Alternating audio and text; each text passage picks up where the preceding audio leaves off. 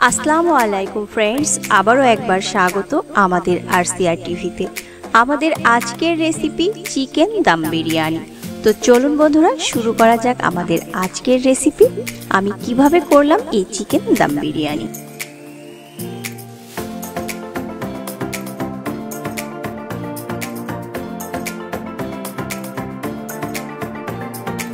এবার বিরিয়ানির জন্য আমরা মাংসটা ম্যারিনেট করে নেব। নিয়ে নিলাম পেঁয়াজ কুচি, আদা বাটা, জিরা বাটা, রসুন বাটা, বিরিয়ানি মশলা, বাদাম বাটা,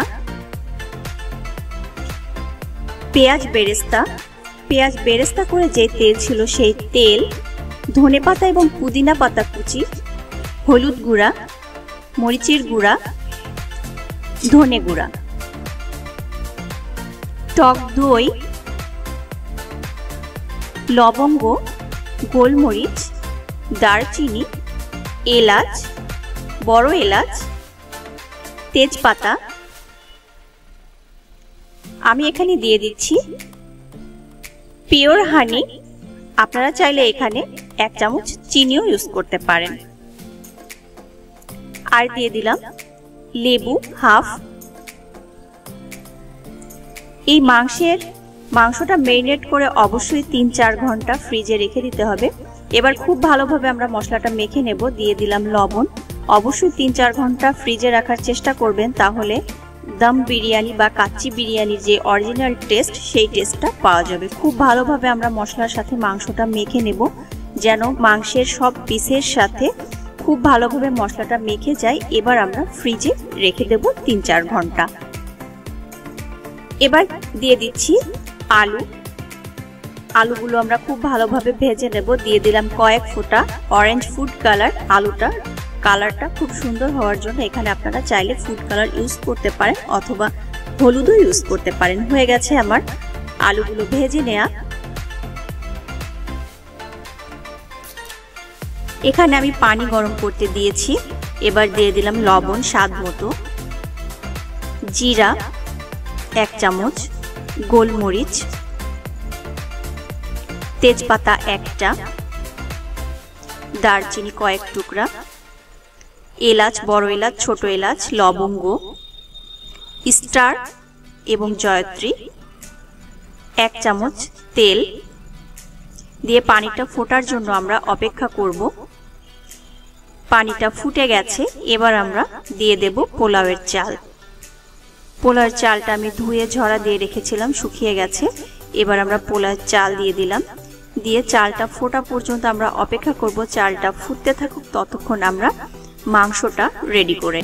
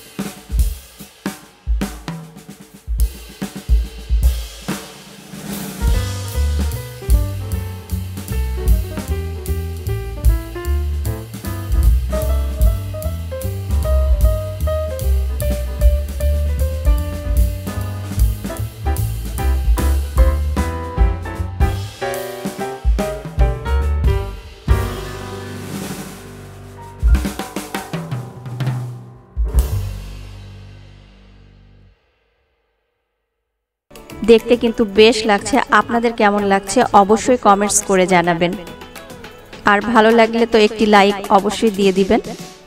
আর যারা আজকে আমার চ্যানেলে নতুন তারা অবশ্যই আমার চ্যানেলটি সাবস্ক্রাইব করবেন। দেখুন বন্ধুরা, আমি একটি চামচ ভেতরে দিয়ে দেখলাম যে একদম শুকনো আসছে, চামচটা একটুও ভিজে যায়নি। তার মানে বিরিয়ানিটা একদম ঝরঝরে পারফেক্ট হয়েছে। আপনাদের কাছে কেমন লাগলো আজকে এই দম বিরিয়ানি অবশ্যই কমেন্টসে জানাবেন। আজকে তাহলে এ পর্যন্ত, সবাই ভালো থাকবেন, সুস্থ থাকবেন। আল্লাহ হাফেজ।